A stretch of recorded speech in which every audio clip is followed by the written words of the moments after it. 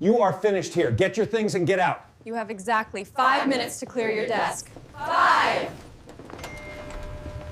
Corporate meetings usually irritate me, but that Tuesday morning felt like someone had set the entire company on fire just to watch it burn. I had barely sat down with a stack of quarterly reports. ID stayed up until 2 a.m. perfecting when Gerald, my father-in-law, my boss, and the company's ego wrapped in a suit stormed into the conference room. His face was the same furious red shade it got whenever someone disagreed with him. He didn't sit down, didn't breathe, didn't even pretend to be professional. He slammed his hand on the table hard enough to rattle the water glasses and declared, "You've got 5 minutes to clear your desk. 5 minutes." He said that to me, the person who built the entire technical backbone of his company for 6 years, as if I were a temp who debroken a copier. 12 executives froze. The room became a vacuum. Someone dropped a spoon. That lonely clink echoed like a gunshot. I didn't yell. I didn't plead. I knew better. I simply stood, packed my things methodically, and smiled at Gerald, a tiny, calm smile that said, "You have absolutely no idea what you've just done." When I finished packing, I walked up to him and said 2 soft words, "Thank you." He mistook that for submission, for defeat, for validation of his massive ego. What he did unrealize was that I was thanking him for giving me the one thing I hadn't in years, freedom. And he'd done it in front of enough witnesses to trigger the most dangerous clause in my contract. I made it 20 feet down the hall before I heard chairs scraping, footsteps gathering behind me. I turned. Nathan, my best engineer, had slung his bag over his shoulder and held out his badge. Behind him came Maya, our data scientist who had literally rejected Google to work with us. Then Jordan, our systems architect, then more, and more. By the time we reached the elevator, 22 people had walked out with me. 22 resignations in under 3 minutes. Inside the glass conference room, I could see Gerald staring wide-eyed as his core technical department marched out like a funeral procession he'd accidentally organized. He tried to laugh it off, shouting, "Let them go! Dead weight!" The expression on Lisa from legal said everything. She looked like she just witnessed someone willingly step into a wood chipper.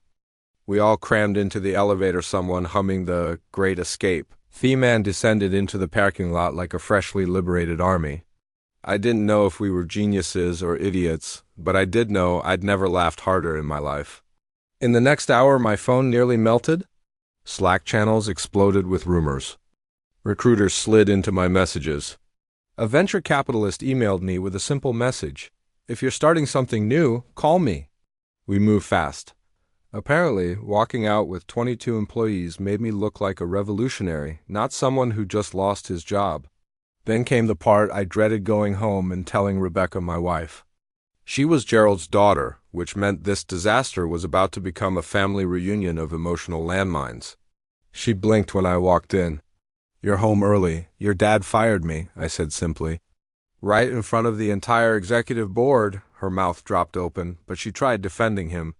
"I'm sure he didn't mean—" "Rebecca," I interrupted. 22 people quit with me. The janitor saluted me with a mop. Trust me, he meant it. When I told her my contract included a clause about humiliating terminations, one that multiplied severance if I was fired publicly, her face lost all color. "How much?" she asked. $640,000 minimum, I said. "And that's before I sue," she whispered. "My dad is going to have a heart attack." "Probably," I said. "But legally speaking, that's a him problem." While she tried processing that her father had accidentally detonated a financial bomb under his own chair, my phone kept buzzing with more offers, more opportunities, more proof that Gerald had fired the wrong guy. By Wednesday, the investors descended on Gerald like sharks smelling blood.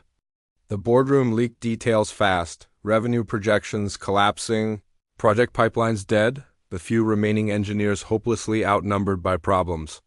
Diane Foster, one of the board members, apparently delivered the best line of the entire meeting.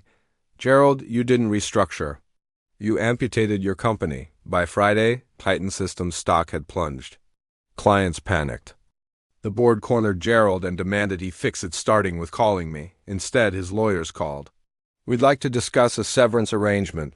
Baseline $640,000, I said. "But that's before damages." They hesitated. What would you consider reasonable? Double, I answered. 1.28 million and no gag order. And a written apology. There was a silence on the line so long I wondered if they'd died. That's not reasonable, the lawyer finally whispered. Reasonable, I said, is not firing someone in front of 12 executives. After hours of back and forth, they finally raised their offer to $900,000, far more than Gerald ever imagined paying me. I accepted. Watching him write that check would have been priceless, but knowing he had to was good enough for me. Meanwhile, the 22 of us rented a dingy industrial warehouse with flickering lights and a mysterious carpet stain. We commandeered folding chairs and cheap desks, slapped a whiteboard on the wall, and brainstormed a name. Forge Dynamics was born built on stubbornness, loyalty, and the shared desire to never work for tyrants again. Within days, clients jumped ship from Titan to us. Investors funded us. Journalists wanted interviews. We were suddenly, accidentally, a tech startup with a powerhouse team and a compelling origin story. 2 weeks later, Titan Systems collapsed. Lawsuits, investigations, headlines with phrases like catastrophic leadership. Failure. The board fired Gerald in a panic and issued the usual PR nonsense. I was giving a press conference in our warehouse when reporters asked what sparked all this. I smiled for the cameras. 5 minutes, I said. He gave me 5 minutes to clear my desk. That's all it took to realize.